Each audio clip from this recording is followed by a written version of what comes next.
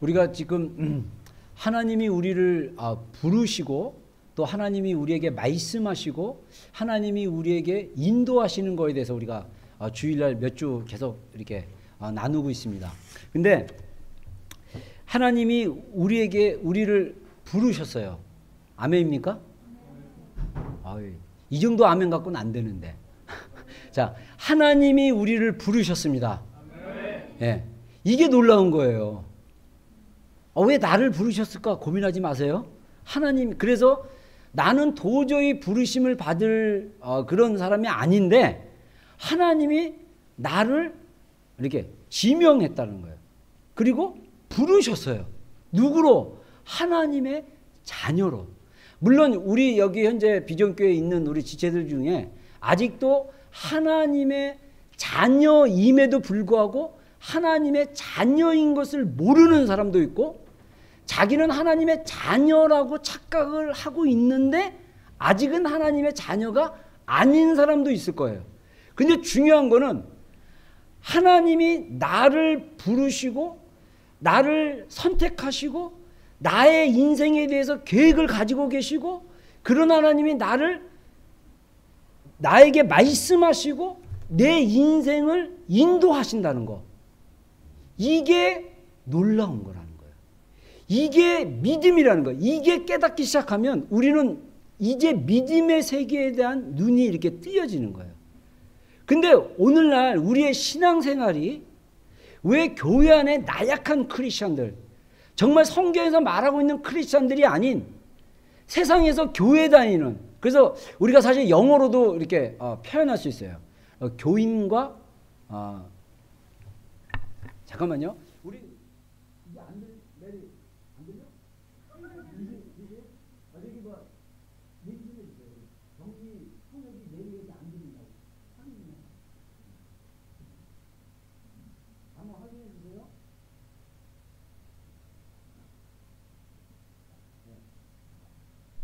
그래서 여러분들 중요한 게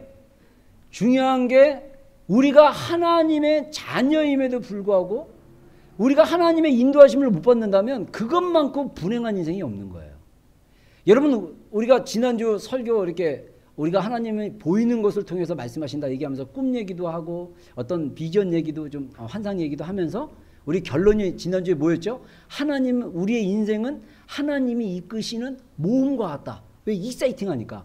너무 감사하게 이번 주간에 제가 꿈 2개 생각나는 꿈이 있는데 그 꿈을 통해서 하나님 말씀하신 걸 제가 체험을 했어요. 얼마나 익사이팅한지 몰라요. 여러분, 우리 많은 부분에 우리가 하나님의 일을 풀타임으로 하다 보면 제일 힘든 부분이 재정적인 어려움이에요. 그래서 그 한국에 있는 교회들도 약 10% 정도의 교회 외에는 90% 정도가 미자립 교회라고 합니다. 미자립 교회라는 건 뭐냐면 교회 안에 헌금을 통해서 그 교회 담임 목사님의 생활이 안 된다는 얘기예요. 그래서 한국 교회 10교회 중에 9교회는 미자립 교회래요. 그래서 사모나 한국에서는 목회자들이 일을 하는 건 믿음이 없다고 생각해갖고 사모님들이 어떤 일을 하거나 어떤 일들을 하고 그래서 그 월급과 교회에서 나온 것과 이렇게 합쳐가지고 생활을 겨우 구해요. 그래서 많은 부분에 한국의 그 빈부의 격차가 굉장히 심한데 이 가난한 사람들이 목회자 자녀들이 많이 가난해요. 그래서 저는 우리가 좀 이렇게 어떤 이 단기왕 연수 프로그램 같은 거 만들어가지고 목회자 자녀들을 좀 초대해가지고 이렇게 영어를 좀 무료로 가르쳐주는 이런 일들을 하고 싶은 마음이 있어요. 그 정도로 이게 믿음으로 행하는 것은 굉장히 힘든데 제가 이번 달 말에 또 재정적인 위기가 또 한 번 왔어요. 근데 하나님께 기도를 했어요. 근데 꿈에 딱 목요일 날 데드라인이 딱 있었는데 꿈에 월요일 날인가 화요일 날 아침에 꿈에 딱 꿨는데 꿈에서 어떤 사람이 저한테 10,000원짜리가 가득 들어있는 봉투를 하나 딱 주는 거예요. 제가 꿈에서 너무 기뻐가지고 받자마자 안주머니에 딱 넣었어요. 꿈에 너무 기뻐가지고. 그리고 아침에 딱 깼을 때 야, 이번 주 목요일이 데드라인인 이 재정의 문제가 있는데 이게 뭘까? 인간적으로 볼 때는 없어요. 근데 딱 떠오르는 게 내가 작년에 헌금한 돈의 텍스 리턴이 33%가 좀 액수가 좀 크거든요. 제가 헌금 많이 해갖고. 그래서 이번 주에 이게 오나 보다. 근데 이게 2주인가밖에 이렇게 IRD에 보낸 게 2주 조금 넘었나 그래요. 과연 이번 주에 올까? 그랬는데 딱 정확히 왔어요. 할렐루야. 야, 그리고 우리 교회적으로도 지금 이번에 통장이 마이너스가 딱 됐더라고요. 들어가 보니까 몇십 불이. 근데 우리 교회 통장에도 딱 1,300불짜리 체크가 왔어요. 그건 뭐냐면 작년에 내가 법원 1년 동안 다니면서 보증금 받아내는 거. 이번 주 되게 힘들었던 게요. 제가 개인적으로 여러분들에게 말은 안 했지만 제가 하루 아침부터 저녁까지 제 마음에 극심한 고통이 있었어요. 뭐였냐면 제가 이제 그쪽에서 우리가 1년 동안 그 소액 재판을 해가지고 그쪽에서는 만불을 청구를 했어요. 우리 저하고 교회에게. 왜 그러냐면 자기네 바닥 청소, 바닥 그거부터 페인트까지 해가지고 자기네 수리비를 만불을 청구를 했는데 이게 진짜가 아니고 가짜예요, 다. 그래서 한국인 업자랑 가짜 인보이스를 만들어가지고 법원에다 하고 막 이런 싸움이 있어요. 얼마나 스트레스 받고 얼마나 힘들은지 몰라요. 우리 리더들도 함께 기도해주고 저도 막 싸우면서 하고 그때마다 제 안에 막 이런 저는 제일 못 참는 게 뭐냐면 억울한 걸 못 참아요. 저는 진짜 성품 자체가 제가 억울하잖아요. 저는 못 견뎌요, 억울하면. 근데 너무 억울한 거예요. 가짜야, 가짜. 근데 이거를 증명해야 돼. 너무 힘들었어요. 그런 이 과정을 통해서 우리가 이겼어요. 정말 하나님의 은혜로 1,300불을 보증금을 돌려주라는 3,300불 중에 1,300불을 우리가 받을 수 있는 딱 이게 됐어요. 근데 이메일 오기로 GST 넘버 달라고 그러고 GST를 빼고 준다는 거예요. 그래가지고 내가 또 그냥 우리 회계사인 유이자매와 또 이렇게 사랑의 교회 다니는 변호사 어떻게 알게 돼가지고 이제 그 자매한테 내가 물어봤더니 이 보증금에는 GST가 안 들어간대요. 그래갖고 또 영어로 썼네? 쓴 김에 3일 안에 이제 이거 보증금 GST 안 포함하니까 3일 안에 갚아주세요라고 영어로 이메일을 보냈는데 상대방이 뭐라고 했냐면 너가 나를 협박했다. 그래갖고 이걸 갖다가 그 트레비얼에 내가 서밋을 하겠다. 협박한 걸로. 열 받아요, 안 받아요? 아침에 글 열고 제가 엄청 열이 받고 분노가 일어났어요.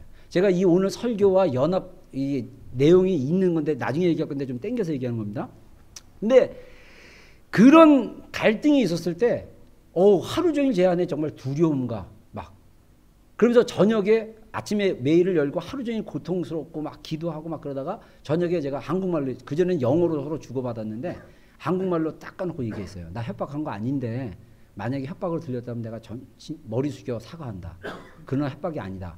그러나 당신이 만약에 나를 협박죄로 법원으로 가져간다면 나는 명예훼손으로 너와 싸우겠다. 그러면서 내가 이제 목회 이거 쭉 얘기를 했어요. 그리고 마지막에 한 줄 딱 했어요. 우리가 상식적으로 이 일을 해결하자. 그래서 그쪽에 그 사장 옆에 또 같은 동업자가 있는데 지금 젊은 한국 사람인데 제가 알기로는 변호사로 알고 있거든요. 근데 이 친구가 뭐라고 그러냐면 GST를 다른 회사 거를 저한테 달라 그랬는데 저는 이거 불법이라서 안 준다 그러고 얘기했거든요. 그리고 내가 이거를 갖다가 트레비얼에 너가 빨리 보증금을 안 돌려주면 내가 트레비얼에 이걸 레포트 하겠다 그랬거든요. 그랬더니 협박이라는 거예요. 그것도 내가 마지막에 3일이라고 하지 말걸. as soon impossible 이렇게 했었는데 as soon as impossible 이렇게 했어야 되는데 in 3days를 했어요. 그리고 거기다가 굵은 고딕으로 강조를 했어요.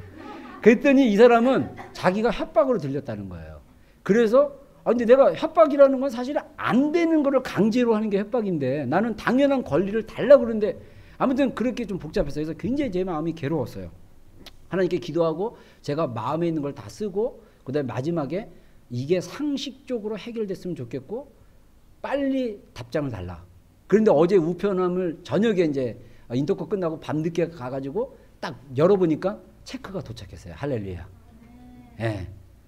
이게 하나님의 익사이팅한 삶이 아닙니까, 여러분? 그죠? 여러분들, 예. 이런 간증이 저는요, 살아오면서 이런 일들의 케이스들이 수많이 겪어요. 그럴 때마다 저의 선택은 항상 하나님의 뜻 안에서 순종할 것인가? 아니면 내가 인간적인 방법으로 이걸 해결할 것인가? 사실 갈등이 있어요, 제 안에. 저도 여러분들 늘 얘기하지만 목사라는 직분 때문에 그 사람이 온전하지는 않습니다. 목회자들도 부족하고 목회자들도 하나님의 온전하신 가운데 가는 길이 있는 거예요. 여러분들도 마찬가지일 거예요. 중요한 것은 하나님이 우리를 부르시고 우리가 그 부르신 것을 통해서 우리에게 계속 말씀해 주시고 인도하신 것을 우리가 듣고 우리가 하나님의 뜻대로 행하고자 할 때 우리는 하나님의 기준으로 우리를 조종해 나가야 된다는 거예요. 이것이 없으면 우리가 하나님의 부르심과 하나님의 인도하심을 온전히 따라갈 수가 없다는 거예요. 여러분, 우리가 하나님이 말씀하시고 하나님이 우리를 부르시고 인도하시는데 내가 그걸 봐요. 근데 따라가는 방법은 내 방식이에요. 나의 사고방식, 나의 감정, 나의 태도, 나의 스타일. 이것을 통해서 내가 따라간다고 하면 하나님이 나를 통해서 내 방식대로의 그 모습을 통해서 하나님이 나를 하나님의 목적 가운데 그렇게 이끌어 주지 못한다라는 거예요. 그래서 우리가 하나님이 우리를 부르셨을 때 우리는 결정을 내려야 돼요. 어떤 결정을 내리냐? 내가 하나님의 기준으로 나의 삶의 태도와 나의 감정과 나의 생각과 나의 삶의 방식을 내가 바꾸겠다. 하나님의 기준으로 조정하겠다. 그렇게 따라가겠다라는 결단이 우리 가운데 필요합니다. 오늘 우리가 읽었던 누가복음 9장에 보면 예수님이 뭐라고 말씀하시냐면요. 무리에게 이르시되 라고 얘기하는데 이 똑같은 예수님의 말씀이 마태복음에서는 제자들에게 강조되어 있습니다. 그래서 똑같은 말씀인데 마태복음에는 제자들에게 말씀하시되 이렇게 얘기해요. 누가복음에는 무리, 예수님을 그 당시에 따랐던 무명의 무리들에게 얘기했어요. 뭐라고 얘기하냐면 아무든지 나를 따라오거든 자기를 부인하고 날마다 자기 십자가를 지고 나를 쫓아야 된다 라고 말씀하신 거예요. 이거는 예수님의 단호한 말씀이에요. 다시 말해서 이 말을 반대로 얘기하면 우리가 우리를 부인하지 않고 우리가 우리의 십자가를 지지 않으면 우리는 예수님을 따라갈 수 없다는 거예요. 다시 말해서 자기를 부인하지 않는 크리스천들은 자기의 십자가를 지지 않는 크리스천들은 하나님의 기준으로 봤을 때 이거는 불합격인 거예요. 페일한 신앙인 거예요. 여러분 신앙도요. 페일이 있고 파스도 있어요. 몰라요. 메리츠도 있고 엑셀런트도 있는 것 같아. 단순히 어치브드만 있는 게 아닌 것 같아요. 내 생각에. 우리의 믿음도 단순히 그래 너 어치브야. 이걸로 끝나는 게 아니라 메리트. 야 전은정 너의 믿음은 메리트야. 딱 그러면 와 박현진 너는 엑셀런트야. 할렐루야 막 이런 신앙에도 우리의 믿음에도 그런 기준이 있을 거예요. 근데 오늘날 우리의 신앙이 예수님이 요구하는 그 기준에 서 있지 않으면 우리는 페일할 거예요. 여러분 이 페일의 신앙은 어떤 겁니까? 성경에 보면요. 마태복음 25장에 보면 달란트 비유가 나와요. 여러분들 마태복음 25장에 나와 있는 그 비유들을 보면 마지막 특히 25장의 마지막 비유가 나오는데 그 세 가지 비유가 나오는데 이거는 엔드타임에 관련된 비유라고 우리가 볼 수 있어요. 왜냐하면 24장에 예수님께서 종말에 대해서 엔드타임에 대해서 설명을 쫙 하신 다음에 예언을 하시고 설명을 하신 다음에 그 다음에 엔드타임에 이어지는 비유를 통해서 더 쉽게 이해할 수 있도록 해주신 거예요. 그래서 첫 번째 비유는 그 달란트 비유인가 그리고 그 다음에 양과 염소 그 다음에 이제 그 열처녀 비유 이렇게 얘기했는데 특히 달란트 비유 보면요 어떤 얘기가 나오냐면 1달란트 받은 자와 2달란트 받은 자 5달란트 받은 자가 나와요. 근데 1달란트 받은 자는 그 달란트를 땅에 묻어두고 있었어요. 그리고 2달란트 받은 자와 5달란트 받은 사람들은 그것을 나가서 장사를 해가지고 2달란트 받은 자는 4달란트 남기고 5달란트 받은 자는 10달란트를 남겼어요. 그리고 그 종에게 달란트를 줬던 주인이 돌아오자 어카운팅을 하는데 1달란트 받은 자에게는 뭐라 그랬냐면요. 이 불의하고 악한 종아, 이 게으르고 악한 종아 내게서 떠나라. 그러면서 너는 어두운 데서 슬피 울며 이갈미 있을 것이다. 여러분 천국에 어두운 곳이 있습니까? 천국에서 이 가는 것이 있습니까? 여러분들 한번 승질나 가지고 이간 보러 적 있으세요? 내가 저놈을 갈아 마시리라. 바닥. 잠결에 이 가는 사람도 있는데 여러분 이를 간다는 건 뭐냐면 억울하고 언한이 있다는 그런 거예요. 다시 말해서 이 한 달란트 받은 사람은 천국이 아닌 하나님의 잔치가 아닌 어두운 데 쫓겨난 이유가 뭐냐? 그 달란트를 땅에 묻어뒀다는 거예요. 페일했다는 거예요. 그러면서 이 한 달란트 받은 사람이 착각을 합니다. 주인에게 와가지고 주인님, 당신은 엄한 사람입니다. 엄한 사람이라는 게 어떤 뜻입니까? 당신은 되게 까다롭고 되게 힘든 사람입니다. 그래서 내가 요 달란트를 잊어버리지 않으려고 땅에 묻어두었습니다. 이렇게 얘기를 해요. 그러니까 그 주인이 뭐라 합니까? 이 주인은 하나님 또는 예수님이에요? 뭐라고 얘기합니까? 네가 나를 엄한 사람으로 생각했느냐? 그러면 너는 이 달란트를 차라리 은행에다 맡겨가지고 이자를 받아서 그 이자라도 남겨서 가져와야 되는 거 아니냐? 이러면서 내쫓았어요. 여러분 이게 무엇입니까? 여기서 달란트라는 말에서 영어의 그 달란트가 탤런트예요. 재능이 있다는 뜻이에요. 넌 달란트가 있다 그러면 재능이 있다는 거예요. 그래서 우리가 가수라든가 연예인, 뭐 드라마라든가 영화 배우라든가 이런 사람들을 하는 사람들을 우리가 탤런트라고 얘기하잖아요. 그러니까 재능이 있다라는 거예요. 하나님이 우리에게 달란트를 적게는 1달란트, 2달란트, 5달란트 여러 종류로 주셨어요. 여기서 여러분들 한 달란트가 결코 적은 돈이 아니라는 사실을 주목할 필요가 있습니다. 1달란트는 약 1000데나리온에 해당되는 금액인데 이것은 1데나리온이 하루 일했을 때 받는 일당이에요. 그러면 1000데나리온이면 약 3개월 이상 일했을 때 받는 돈이에요. 이것은 무슨 말이냐면 이 1달란트 갖고 충분하게 무언가를 할 수 있고 남길 수 있다는 거예요. 여러분 하나님이 우리에게 재능을 다 주셨어요. 저는 목사님 저는 아무 재능 없어요. 저는 그냥 아무것도 할 수 없어요. 그러면 그 사람 모르는 거예요. 재능 있는지 없는지는 해보면 알아요. 한번 청소해보세요. 청소도 재능이에요. 저 청소 특히 교회 청소 잘해요. 제가 금요일 날도 이렇게 인터컵 주차 관리하면서 청소 막 쓸고 있었더니 인터컵 간사님이 한 분이 그러더라고요. 목사님이 혼자 다 하시네요. 다 할 수밖에 할 사람이 없으니까 제가 해야죠. 그래갖고 그냥 청소했어요. 근데 제 안에 기쁨이 있어요. 왜? 건물 주인이 싸게 들어왔을 때 건물 관리해주고 청소해 주라고 그래서 제가 해야 되는데 시키자니 늘 일들이 많다 그러니까 차라리 내가 하고 말지 하는데 제 안에 투덜거림이 아니라 불평이 아니라 제 안에 기쁨이 있어요. 왜 그런지 아십니까? 제가 고등학교 3학년 때 성령 충만을 받고 내가 은혜 받았을 때 제가 제일 먼저 했던 액션이 뭐냐면 교회 청소였어요. 하나님이 뭘 보게 했냐면요. 그때 당시 학생부 예배가 오전 9시에 있었습니다. 그리고 2부 순서 다 그러면 어른들은 예배 드리고 있어요. 그러면 우리는 11시에 어른들 예배 드리면요. 우리는 11시에 모든 순서가 다 이제 뭐 11시 반이나 12시쯤에 순서가 끝나요. 그러면 어른들과 함께 그때 당시엔 국수를 줘가지고 국수를 먹어요. 그리고 오후에 집에 갈 사람들은 가고 물론 그 전에 갈 사람들은 다 갔는데 그러면 저녁 예배가 있는데 저녁 예배 때 학생부 어른들이 잘 안 오니까 그때 당시 제가 섬겼던 교회에서는 학생부가 저녁 성가대를 섰어요. 그러니까 저녁 성가대 그 학생부 담당 전도사님 사모님이 성가대 애들을 갖다가 이제 모아야 되잖아요. 근데 애들이 다 집에 가잖아요. 그러니까 저처럼 집이 먼 사람, 한 번 가면 오기 힘든 사람 버스를 2번 타고 다녔기 때문에 그래서 그런 사람들은 그냥 교회에 있는 거예요. 그래서 저녁 될 때까지 있다가 그러면 사모님이 끓여준 라면, 제가 라면을 싫어하는 이유가 너무 라면을 많이 먹어서 배고플 때 그 라면을 끓여주면 그 라면을 먹고 저녁 성가대에 섰어요.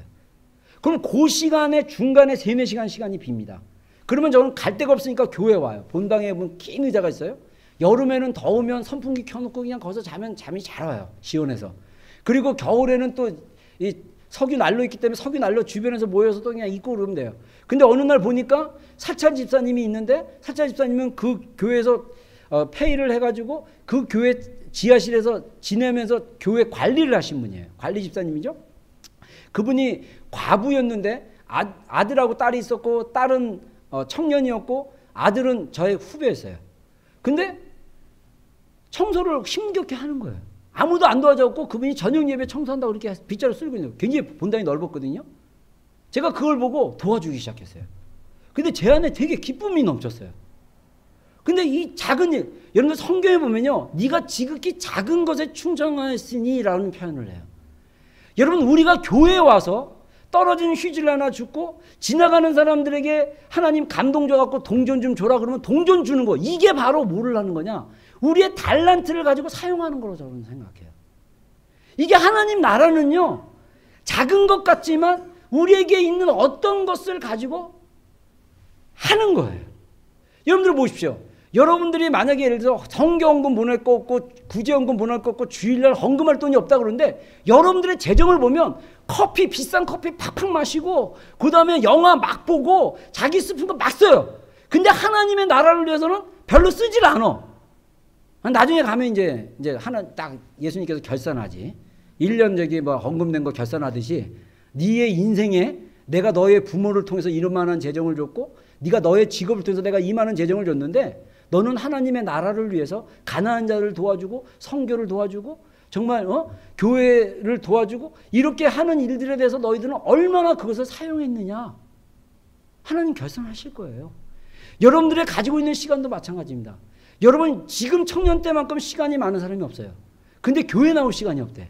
예배 드릴 시간이 없고, 근데 세상적으로 놀 시간은 굉장히 많아요. 밤새 게임하고 밤새 술 처먹고 밤새 친구 여자 꼬시려고 돌아다니고 몇 시간이고 노래방에서 목 터지라 노래하고, 그러면서 나는 결코 하나님의 나라를 위해서 할 게 없습니다. 나중에 결산할 거예요. 이게 우리의 인생이에요. 하나님이 우리에게 준 시간, 우리에게 준 재정, 우리에게 붙여준 부모님, 우리에게 붙여준 이 뉴질랜드 오는 축복, 이런 것들을 우리가 어떻게 사용하느냐, 이게 굉장히 중요합니다.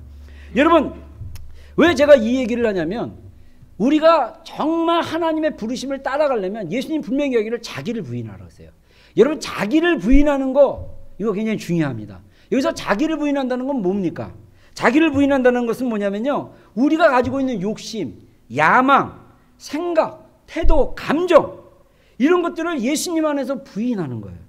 그래서 성경 24절에 보면 심지어 자기 목숨까지도 구원코자 하는 자는 합당치 않다고 했어요. 다시 말해서 내 목숨을 세이브하는 것까지도 부인하라는 거예요. 여러분, 이게 무슨 말일까요? 내 목숨을 구원하는 것까지도 예수님 앞에서 부인하는 것, 이게 어떤 의미를 얘기합니까? 이것은요, 자기의 목적이나 야망을 포기하라는 그런 의미예요. 여러분, 한번 예를 하나 드리겠습니다. 성경에 좋은 예가 나오는데 사울이라는 왕의 이야기를 좀 나누고 싶어요. 사무엘상 15장이나 16장에 보면 사울 왕의 이야기가 중간쯤 나오는데, 원래 사울이 하나님이 선택하신 이스라엘의 나라가 생기고 나서 첫 번째 왕이에요. 여러분, 이거 굉장히 기념비적인 거 아닙니까? 우리나라 첫 번째 좋아하잖아요. 그래서 이스라엘의 왕이 생기고 왕국이 생기고 나서 첫 번째 왕이 사울 왕이에요.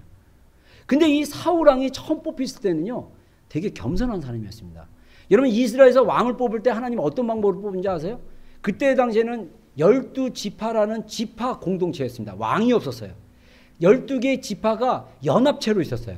근데 이스라엘 백성들의 이웃나라를 보니까 왕이 있고 왕의 강력한 군사력이 있고 또 왕을 중심으로 리더십이 있는 걸 보고 이스라엘 백성들이 그 지도자였던 사무엘에게 왕을 세워달라고 얘기합니다. 왜 그때 당시에 이스라엘의 12지파가 왕이 없었냐면, 그 12지파의 진정한 왕은 하나님이기 때문에, 하나님이 왕이시기 때문에 그 왕의 밑에 12지파가 연합으로 이렇게 살도록 하나님이 디자인을 하셨는데, 이스라엘 백성들이 이웃 나라들을 보니까 인간의 왕이 있어야 강력할 것 같다 그래서 왕을 요구해갖고 하나님이 들어주세요. 그래서 왕을 세우는데 겸손한 자를 세웁니다. 그래서 제비를 뽑았어요. 12지파를 다 모아놓고, 여러분들 이거 왕 뽑을 때 공정하지 않으면 왕 뽑을 때 막 분란이 일어날 거 아니에요. 근데 하나님의 방법은 제비 뽑기예요. 그래서 우리 교회가 즐겨하는 방법이 제비 뽑기잖아요. 그렇죠? 뭘 할 때마다 제가 제비 뽑기를 되게 좋아합니다. 그러면 불만이 없어요. 이거는 뭐 세상 말로 얘기하면 복골복이고, 우리가 기도하고 하면 하나님의 뜻이고, 그래서 우리가 제비를 잘 뽑습니다. 제비를 이렇게 뽑았어요. 제비를 뽑았는데 베냐민 지파가 뽑혔어요. 그때 당시 베냐민 지파는 그렇게 숫자가 많은 지파가 아니었습니다. 베냐민 지파의 유력한 가문들을 또 모아놨어요. 그리고 또 제비를 뽑았어요. 그랬더니 사울의 가문이 뽑혔어요. 그리고 거기서 또 제비를 뽑았는데 바로 사울이 뽑힌 거예요. 그래서 막 제비 뽑아갖고 사울이 왕이다 그랬더니 막 백성들이 좋아가지고 막 환호를 했는데 사울은 창피해가지고 성경에 보니까 어떤 물건 뒤에 이렇게 숨었다 그랬어요. 근데 사울이 작은 사람이 아니에요. 보통 사람보다 머리가 하나 더 큰 사람이었어요. 그리고 외모도 출중했어요.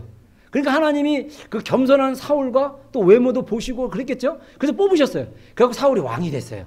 왕이 돼가지고 막 이제 그 이스라엘을 다스리기 시작했습니다. 근데 사울이 왕이 되고 나서부터 성경에 보면 하나님의 영이 사울과 함께 있었어요. 근데 사울이 하나님의 영이 사울과 같이 있었지만 사울이 하나님을 봐야 되는데 자기를 부르시고 세우신 하나님을 봐야 되는데 사람들을 보기 시작한 거예요. 사람들이 나를 주목하는 거에 대해서 관심 갖게 되고 사람들의 인기에 대해서 관심 갖기 시작해요. 그래서 사무엘상 15장에 보면 그 아멜렉 족속을 하나님이 전쟁을 일으켜서 그 족속을 멸하라고 명령을 했는데 사울 왕이 부분적으로만 순종합니다. 그래서 백성들을 즐겁게 한다고 옛날에는 전쟁을 하면요 전리품이라 그래가지고 그 나라를 정복하면 그 나라 백성들은 다 노예로 만들고요. 그 나라 백성들이 소유하고 있는 모든 금이나 은이나 재물들은 다 빼앗는 거예요. 우리가 옛날 일본이 우리나라 점령했을 때 모든 재산이 일본에게 넘어갔듯이 그런 게 되는 거예요. 그렇게 빼앗는 건데 하나님이 그 전리품이고 뭐고 다 태워버리라고 그랬어요. 소고 양이고 뭐 다 태워버리라고 그랬어요. 근데 사울은 딱 머리를 썼어요.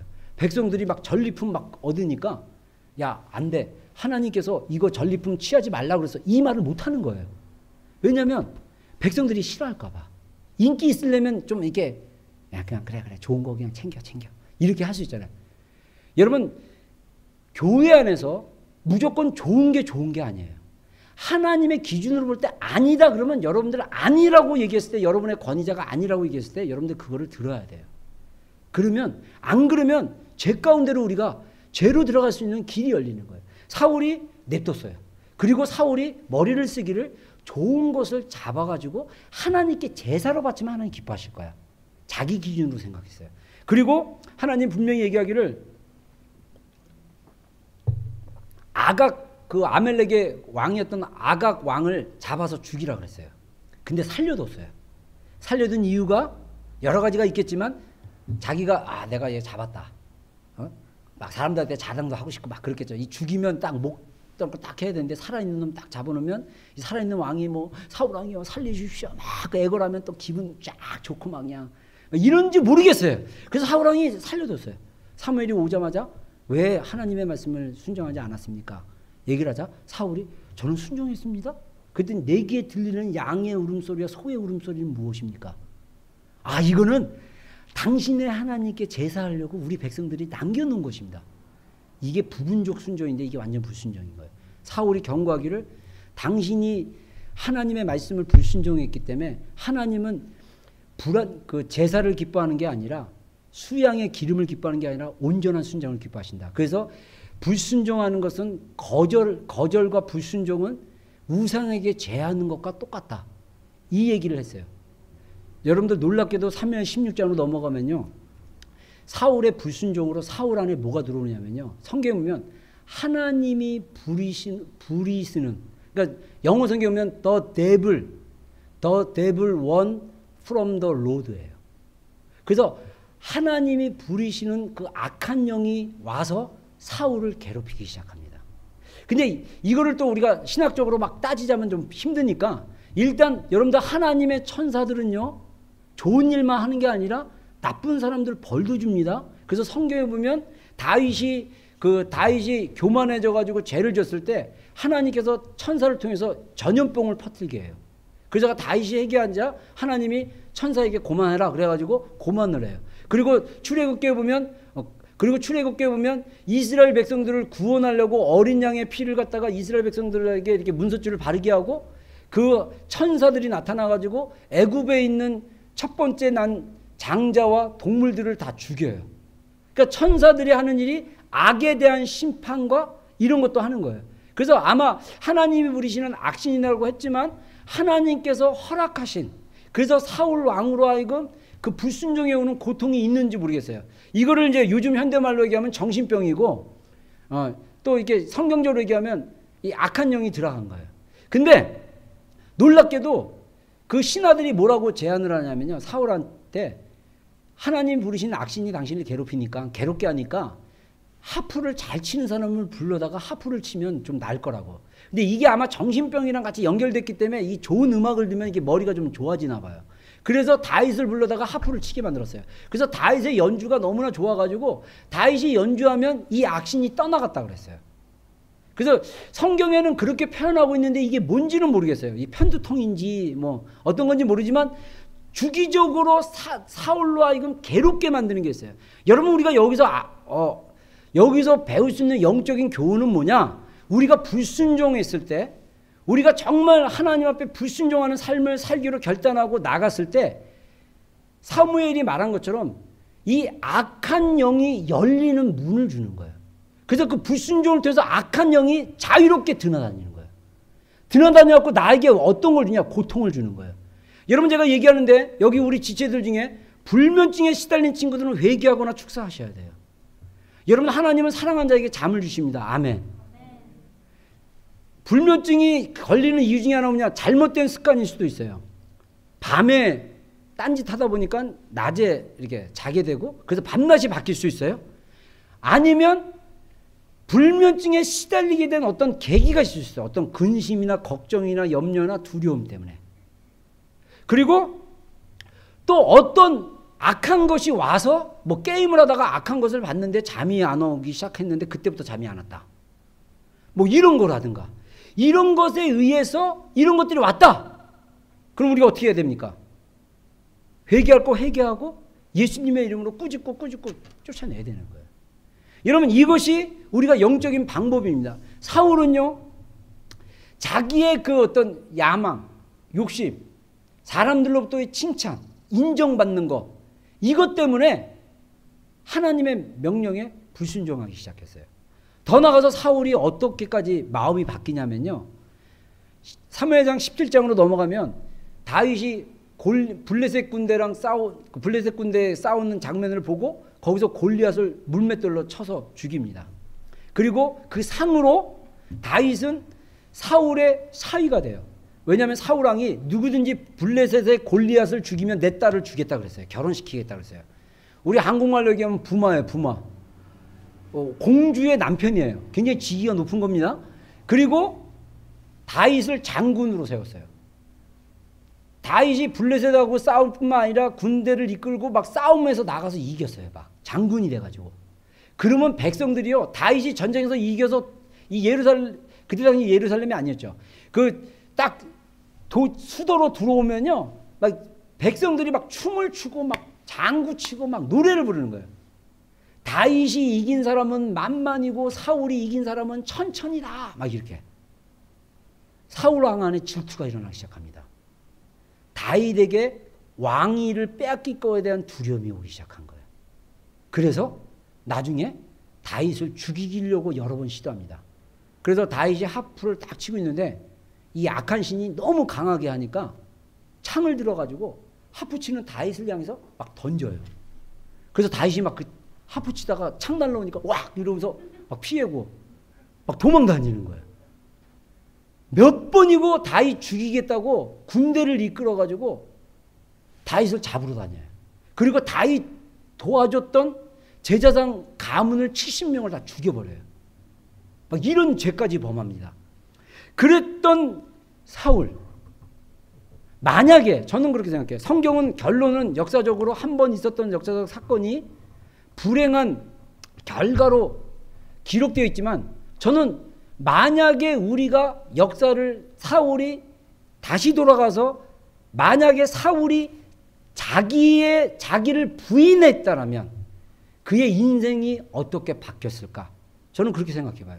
사울 왕이 사람에게 인기를 얻고 사람들이 나를 칭찬하고 나를 좋아하는 거에 대해서 하나님 앞에 부인하고 사람들의 뜻을 따라가는 것이 아니라 하나님의 뜻에 나의 관심과 모든 것을 딱 맡겼다면 내 안에 가지고 있는 그 사람들에게 인정받고자 하는 마음, 야망, 그 왕의 자리를 지키고자 하는 그 어떤 그런 그 자리 지키는 거에 대한 그런 거 막 이런 마음들을 하나님 앞에 부인했다라면 아마 사울왕의 인생은 달라지지 않았을까?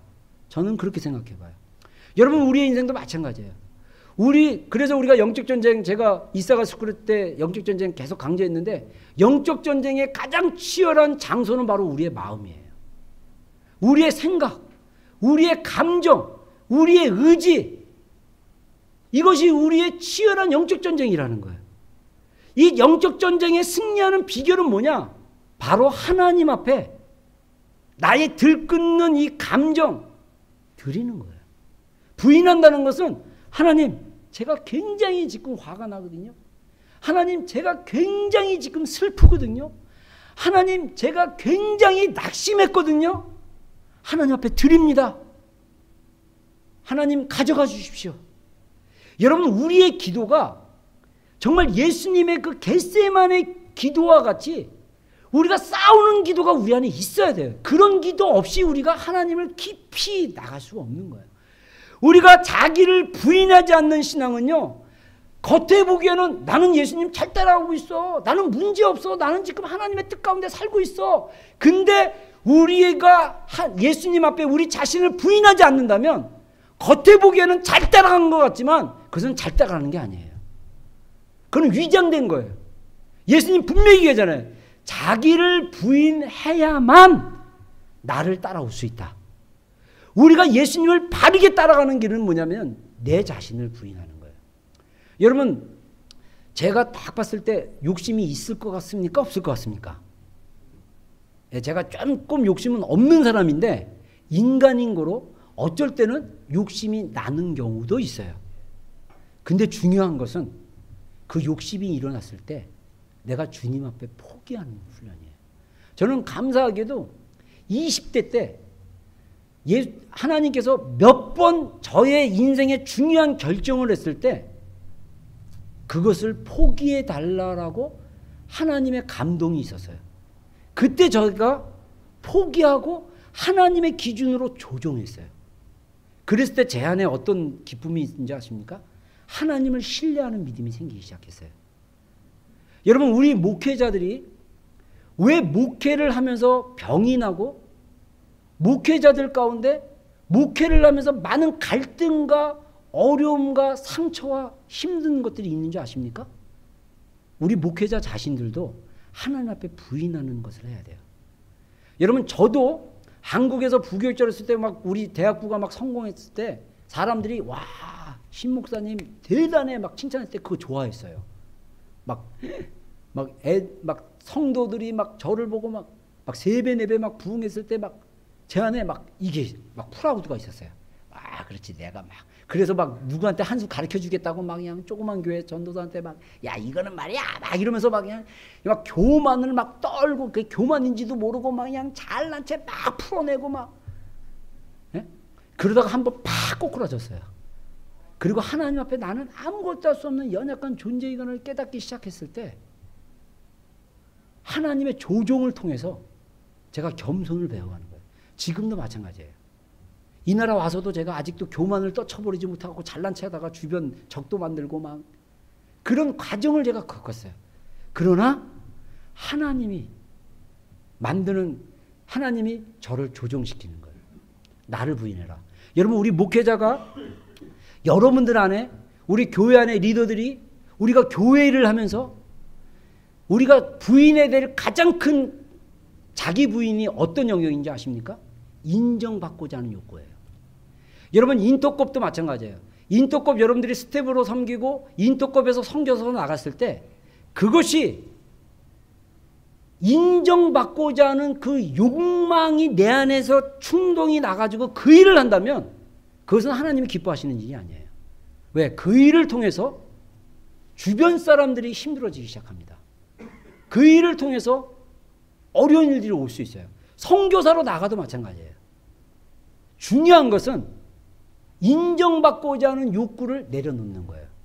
여러분, 목회자나 선교사들이 인정받고자 하는 욕구가 있어요. 여러분, 많은 목사님들이 교회 목회 성공하고 싶어 해요. 인정받으니까. 근데 그거 내려놓지 않으면요, 그 교회가 하나님의 기준과 하나님의 뜻대로 갈 수가 없어요. 인간적인 교회가 되는 거예요. 그래서 교회 안에 그런 많은 문제들이 생기는 거예요. 교회 안에 목회자와 리더들이 싸우고, 교회 안에 리더들끼리 싸우고, 교회 안에 평신도와 리더들끼리 막 싸우고. 여러분들 옛날에 누가 그랬더라? 어느 목사님한테 얘기 들은 건데, 한 1000명 정도 모이는 교회에서 권사님들끼리 막 욕하면서 싸웠다잖아요. 그 이유가 뭔지 아세요? 주일날 반찬으로 내놓는 김치를 누구 김치로 내놓을 건가? 근데 웃기죠?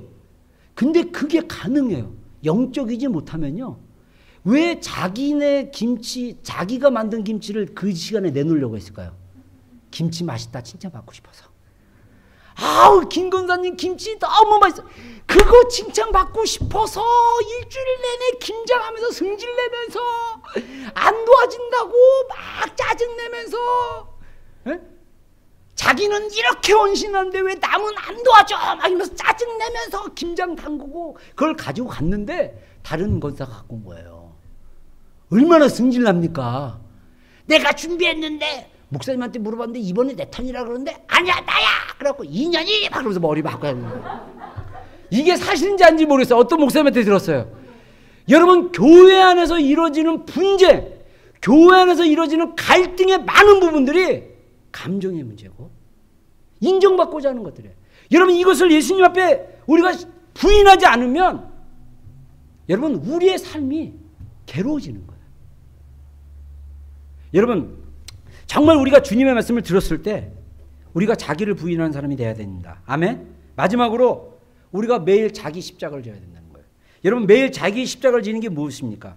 여러분, 우리가 십자가 하면 뭘 생각합니까? 십자가 하면 떠오르는 단어들이 뭡니까? 저는 제일 먼저 희생이라는 것이 떠올라요. 예수님이 우리를 위해서 희생했어요.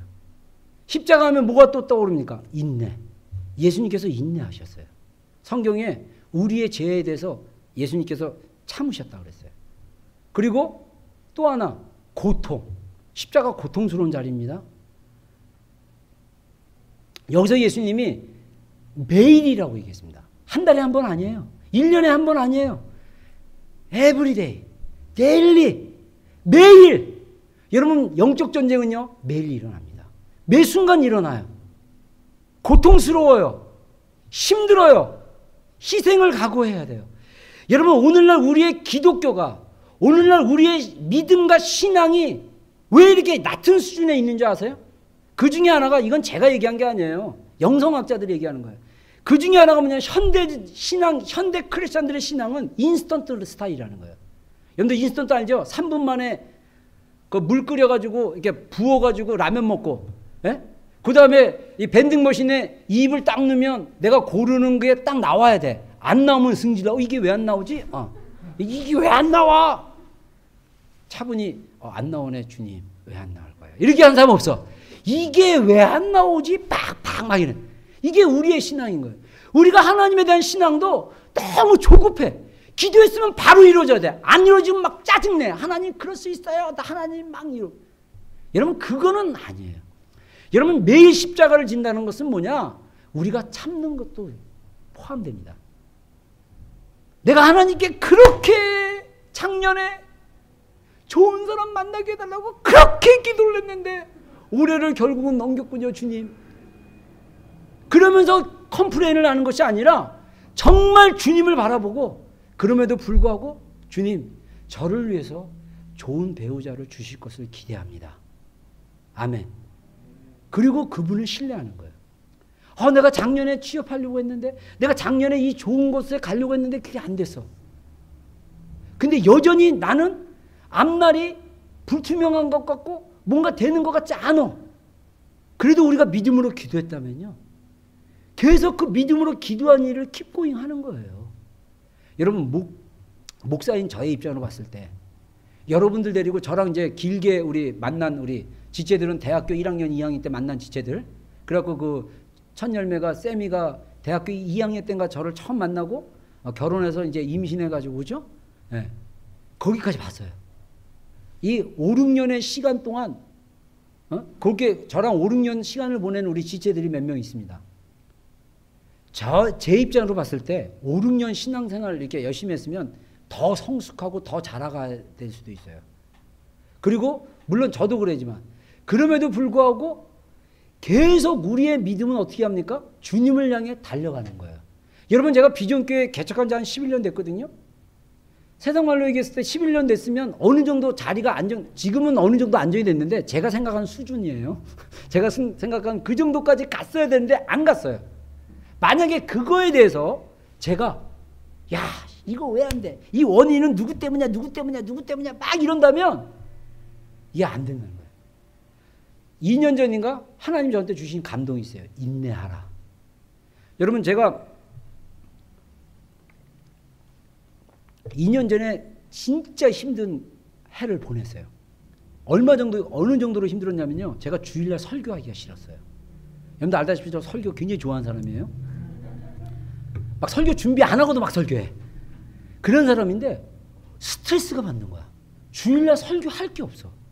하고 싶지도 않고 해봤자 안 바뀔 텐데 제 마음속에 그런 마음이 들어왔어요. 억지로 설교했어요. 억지로. 매주일이 고통스러운 거예요. 그러니까 마음이 떠나기 시작했어요. 그리고 재작년 7월이죠. 재작년 7월에 안식월로 한국 갔다 왔어요. 한국 갔다 오니까 우리 어머니 이제 올해 8순이거든요. 제가 10몇 년 동안 어머니 놔두고 혼자 여기 와 있었어요. 어머니가 막 우리 아이들을 보면서 야 이제 너희들이 이 11년 만에 애들 데리고 왔는데 너는 다시 올 수는 있어도 얘네들은 언제 보겠냐. 막 울면서 내가 죽으면 이제 이게 마지막이겠다. 막 우시는 거예요. 제 마음이 아들로서 너무 마음이 아팠어요. 그래서 제가 작년에 그 2년 전에 어떤 생각이냐면 야 내가 없어도 우리 비전교회 돌아갈 텐데 누구한테 물려주고 나는 그냥 한국 가서 어머니 돌아가실 때까지 모시고 한국에 있는 사역지 해서 사역을 해야 될까? 이런 갈등이 제 안에 있었어요. 그랬을 때 주님이 저한테 인내하라는 마음을 주셨어요. 고통스러웠습니다. 여러분들에게 표현은 안 했지만 고통스러웠어요. 그러나 그 과정이 거치고 지금은 신나요. 할렐루야. 가능성이 보여요. 여러분 우리의 신앙이라는 것은 결코 평탄한 것만은 아니에요. 어쩔 때 다운될 때 있어요. 목사인 저는 안 다운된 줄 아세요? 여러분들에게 표현 안 해서 그렇지? 그러나 이것을 가지고 십자가를 지는 마음으로 나가는 거예요. 여러분 제가 여기서 목회한다는 것 자체는요. 우리 어머니 아들로서 우리 어머니를 봤을 때 이건 희생이에요. 여러분 저희 어머니가 얼마나 힘겹게 인생을 살아온지 몰라요. 저는 아들로서 어머니를 기쁘게 해주고 싶고 모시고 싶어요. 얼마 남지 않는 생에 정말 옆에서 잘 모시고 행복하고 웃고 그러고 싶지 않겠어요? 그럼에도 불구하고 이곳에서 하나님이 있으라니까 있는 거잖아요. 저는요 다시 한번 얘기하지만 주님이 어느 날 신목사 짐 싸 떠나 딱 그러면 얘가 어느 날 여러분 할렐루야 나 어디로 주님 가라 그럽니다. 안녕 딱 그러고 갈 거예요. 정말이에요. 저 미련 없어요. 여러분들 뭐 평생 나랑 같이 있자.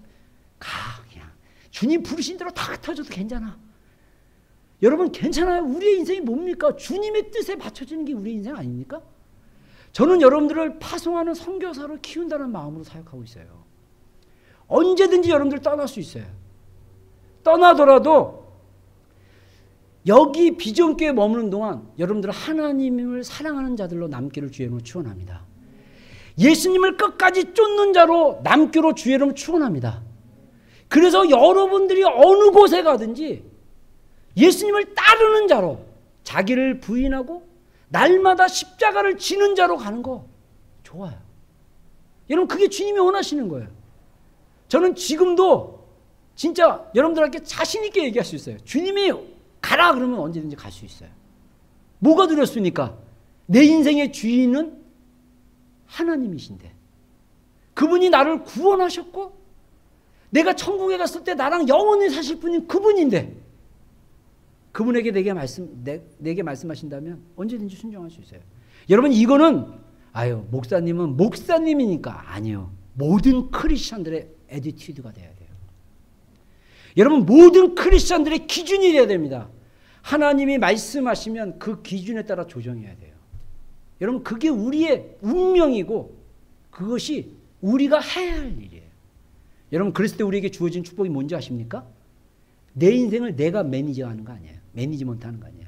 하나님이 하시는 거야. 그러면 지난주의 결론이 또다시 결론이 될 수 있겠네? 인생은 무엇이다? 인생은 하나님이 이끄시는, 까먹었어요? 그렇지. 어드벤처, 모험이다. 자, 따라했습니다. 우리의 인생은 하나님이 기뻐하시는, 하나님이 이끄시는 모험이다. 아멘입니까?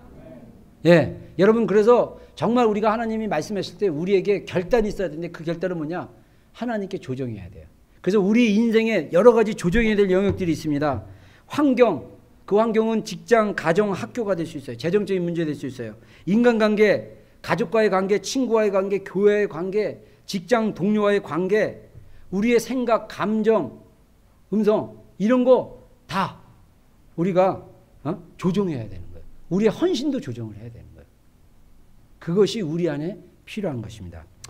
결론으로 우리 히브리서 11장 6절 말씀 제가 읽고 마치겠습니다. 믿음이 없이는 하나님을 기쁘시게 못하나니 하나님께 나가는 자는 반드시 그가 계신 것과 자기를 찾는 자들에게 상 주시는 이심을 믿어야 할지니라. 아멘. 기도하겠습니다. 하나님, 우리가 날마다 주님의 십자가를 지고 날마다 우리 안에 있는 생각과 감정과 의지와 우리 안에 하나님의 기준으로 봤을 때 조정이 필요한 영역들을 하나님 앞에 조정하는 그런 하나님의 사람들이 될 수 있도록 주님 역사하여 주시옵소서. 그래서 정말 우리의 인생이 예수님을 따라가는 그런 인생이 되게 하여 주시옵소서. 예수님의 이름으로 기도했습니다. 아멘. 우리 다 같이 일어나서 우리 찬양하겠습니다.